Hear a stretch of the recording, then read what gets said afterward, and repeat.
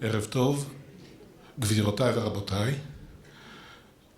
Good evening to our guests who have come from afar, principally our guest from Great Britain who will be delivering the Yavץ lecture later on, and we are welcoming him. ערב טוב גם לכל האורחים המכובדים שנמצאים פה,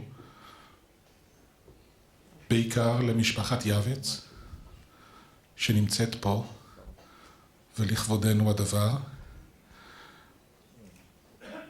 לעמיתיו הרבים של פרופסור יעבץ שהגיעו הנה, ולו רק בגלל העובדה שמציינים היום חלוף של שנה מאז לכתו, ומתוך הוקרה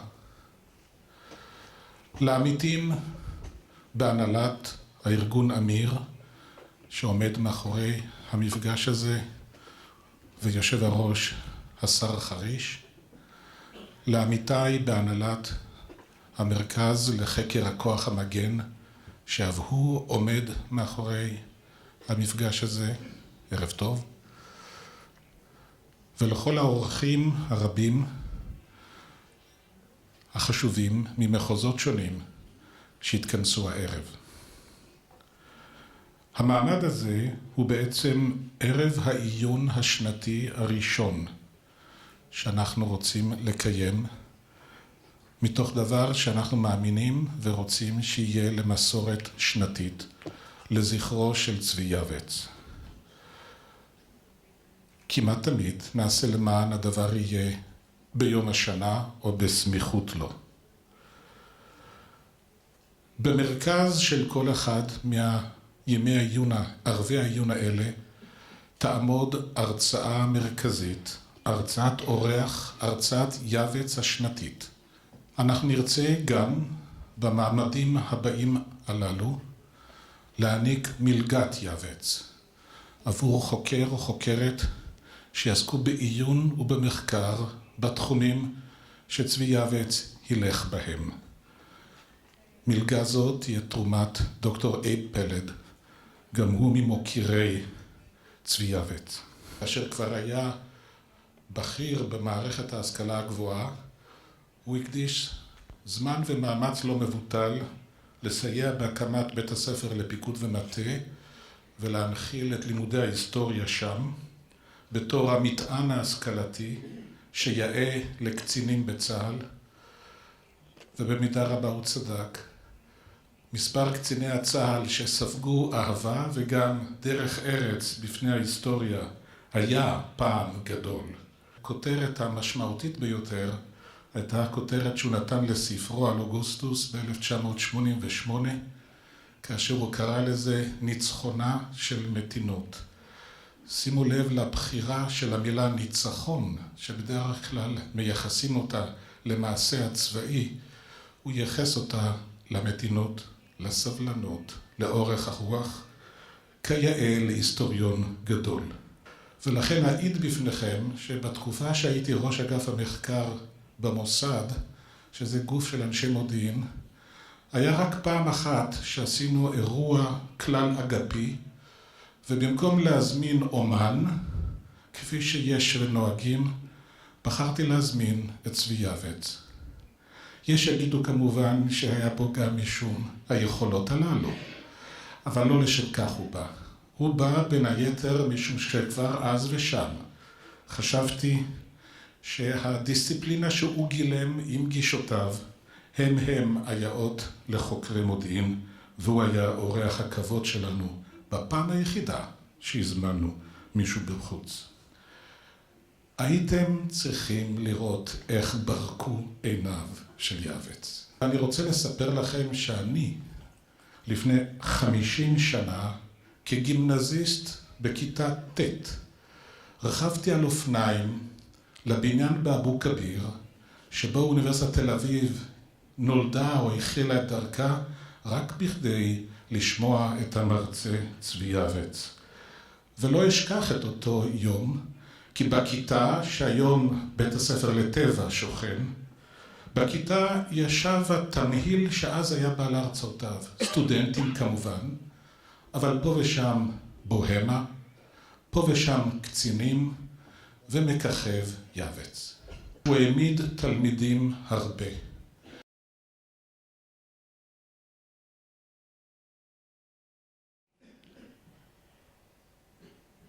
צבי יעבץ, זיכרונו לברכה, בחייו, באישיותו, ההיסטוריון הגדול הזה היה בעצם ההגשמה של ההיסטוריה הזאת, הגשמה של התרומה האדירה הזאת. הוא נולד בשם צבי צוקר, והחליט לקחת את השם צבי יעבץ, את השם יעבץ, שם משפחה, החליף את שם המשפחה, לזכר שם המשפחה של אמו, שהושמדה בשואה, ובזה הוא בעצם הפך לסמל של ההנצחה של שואת יהדות רומניה. כל חייו הוקדשו לתרומה למדינת ישראל, לעם ישראל, ולהנצחת הזכר של שואת יהדות רומניה, במיוחד עם דגש לעיר הולדתו, שמשם הוא בא וזכר את זה כל חייו. הכישרון המולד שלו הביא אותו להישגים גדולים מאוד כהיסטוריון, קודם כל ישראלי, אבל עם מוניטין בינלאומיים. הוא היה בין מייסדי אוניברסיטת תל אביב, הוא בוגר האוניברסיטה העברית בירושלים, אבל הוא היה ממייסדי אוניברסיטת תל אביב שעוד לא הייתה מוכרת כאוניברסיטה באותם השנים. היא הייתה באיזשהו מקום באבי כביר, נדמה לי, כשהוא התחיל איתה. ואחר כך מכללת בית ברל, את מכללת תל חי, ואת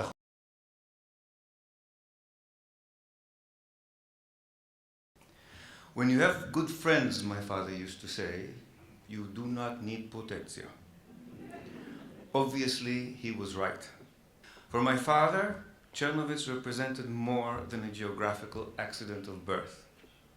He always cherished his childhood memories from there, and the point needs no elaboration from me or anyone else. His book, My Czernowitz, to be distributed as you've heard, at the close of this event, speaks for itself. It is therefore only fitting that we should hear from Professor Rafi Vago about Romanian Jewry and Zionism.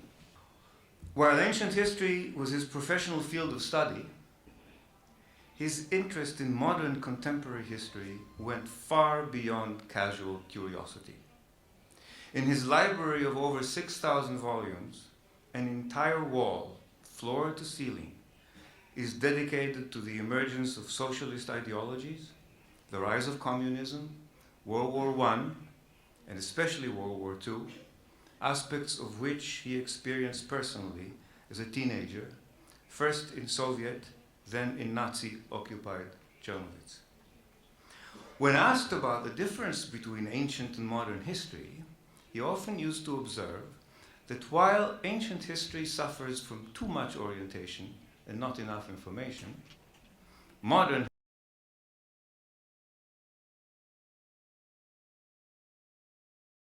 I am a member of the Department of History, and Professor Yavץ was our almost eternal head of department, so most of my lifetime in the university was under the leadership of Professor Yavץ. We historians used to characterize his regime as enlightened absolutism, and some other postmodernists called it benevolent despotism. But whatever way we defined his rule, we loved him very much, and all of you know that. Theodor Herzl, who had no idea about the Romanian Zionists till almost the first Zionist Congress in 1897. And by the time it convened there in Basel, there were dozens of so-called Chobevei Zion, lovers of Zion groups in Romania planning emigration to Palestine. They reflected the yearnings of the Zionist movement and their various organizations and in their youth movements, while competing with each other, representing the broad spectrum of Zionist activity, left and right wing, religious and secular. Zionist movements in the different regions of Romania, in the Old Kingdom, and in Greater Romania after the First World War, Transylvania, Bukovina, Bessarabia, with the various youth movements that were organized on local, regional basis and not countrywide, showed much organizational skills and of course competing with each other, often slandering each other, but doing wonderful things for a common cause for which they worked, unfortunately, too much divided. In spite of being divided and not much cooperating with each other, yet overall, the Zionists had a strong impact upon representing Jewish aims and in expressing the Zionist idea in face of the rising tides of fascism and violent anti-Semitism. Following the Holocaust and Romania's exit from the war in August 1944, the period between 1944 and 1949, when the Zionist movements were banned, were years of revival, hectic activities as the Zionists took the forefront of activity, and thousands of their members came legally and illegally to Palestine and after May 1948 to Israel.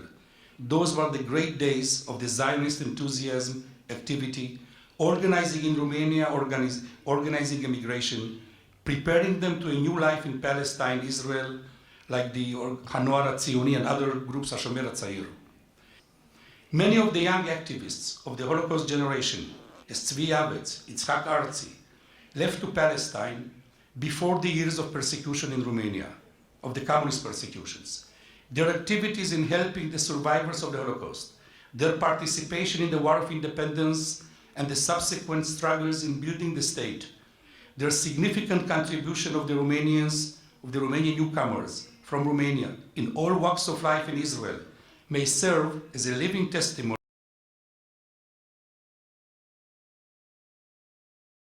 At the same time, as a vice principal of my own college, I can appreciate this.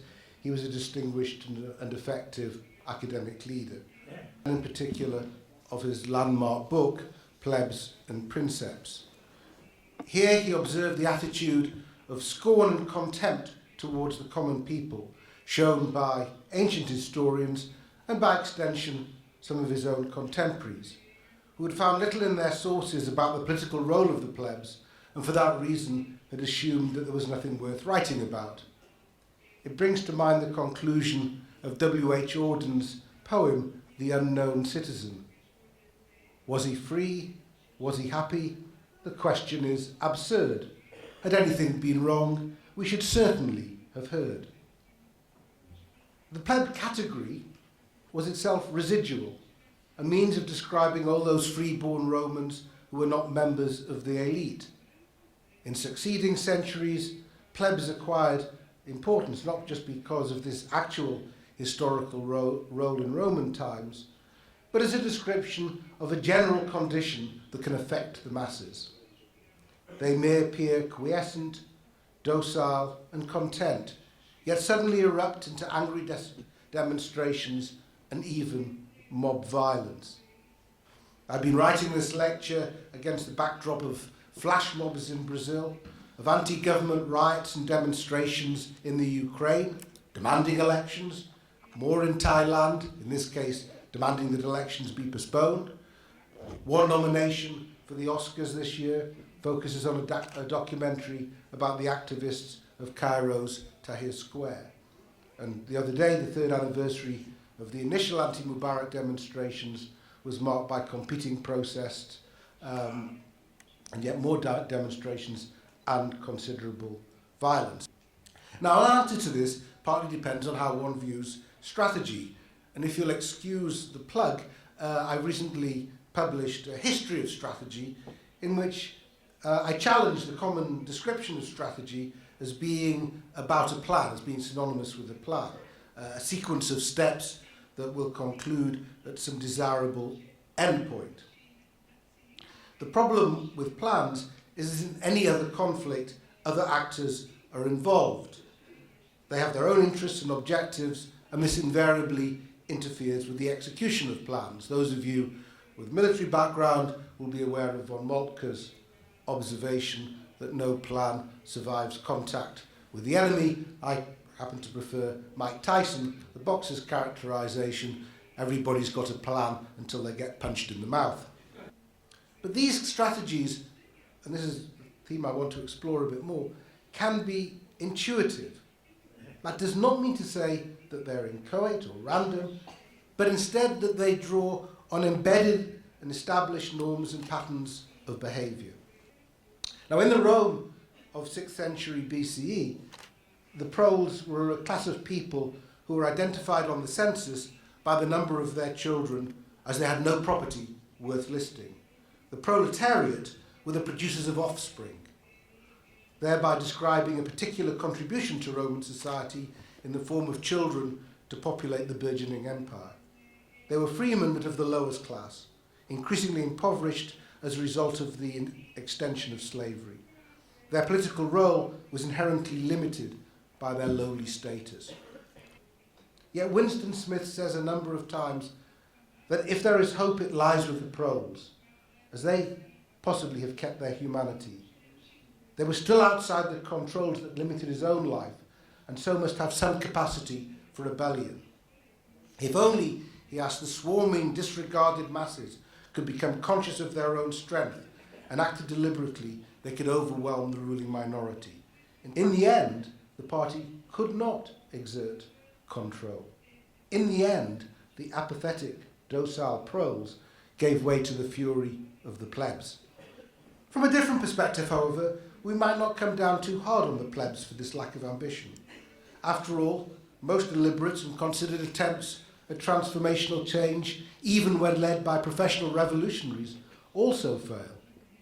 If we are to understand the strategies of the plebs, we must do so on their own terms, and that is invariably as actors within a political system rather than as instruments of that system's destruction. Machiavelli, in his Discourses, which was largely a commentary on Livy, reflected on this mutual dependence. He observed that the elite wished to dominate, while the masses largely wished to be left alone. If the elite took advantage of this docility, however, it could rebound as the masses became disaffected, especially if they lacked for forms of political expression. In such circumstances, they could take extraordinary action, running tumultuously through the streets, closing shops, the whole plebs leaving Rome. Our word mob comes from the Roman mobile vulgus. Rabble comes from the Middle English rablin, meaning to gabble, speaking in a rapid, confused manner, and came to be used to be referred to any crowd of common, noisy people, inherently low in intelligence and without education, prone to irrational violence. An isolated individual might be cultivated, but in a crowd he is a barbarian. That is a creature acting by instinct. Le Bon described a process by which the radical unconscious would take over and men would descend, quotes, several rungs in the ladder of civilization. An individual capable of a degree of rational judgment would become emotional and manipulable, impressed by words and images, and ready to commit acts contrary to his most obvious interests and his best-known habits. Crowds became prey to demagogues, agitators, and rabble-rousers. Quotes, an individual in a crowd is a grain of sand amid other grains of sand, which the wind stirs up at will. Crowds may therefore adopt certain forms of collective behaviour apparently naturally because they have internalized scripts derived from community traditions or personal experience, and they hardly need to confer to know how to act. In this respect, apparently spontaneous protests or even mob violence can be following an implicit strategy. What I'm suggesting is that there are culturally defined expectations that make certain types of action appear natural and appropriate. Thank you very much, Professor Lawrence Friedman, for this very, very thoughtful presentation and discussion of themes evoked by Yעבץ, but then through observations that makes one think, indeed, as you said, what can they mean in current context and in current circumstances? Had Yעvץ been with us, he certainly would have enjoyed discussing those themes with you, and I think that this could be perhaps would have given him the greatest satisfaction. He would have, of course, tried to reflect on what this may mean, not only for contemporary times, but for Israel, because that's what we always do, what's in it for us. And I am tempted to say that this is what many of us will probably think, but then we may run into our fallback to say that here we have the classical case of Israeli exceptionalism, things that may be true elsewhere are not. Because here in Israel we don't have crowds. We have provosts, yes, we have them. We have plebs, and they are called the middle class. And the mob is in power. Thank you very much. This brings to an end this event commemorating Professor צבי יעבץ. תודה רבה, ערב טוב רבותיי. אנא החזירו את מכשירי התרגום לשולחן, וספרו של יעבץ עמכם ויהיה למזכרת. ערב טוב.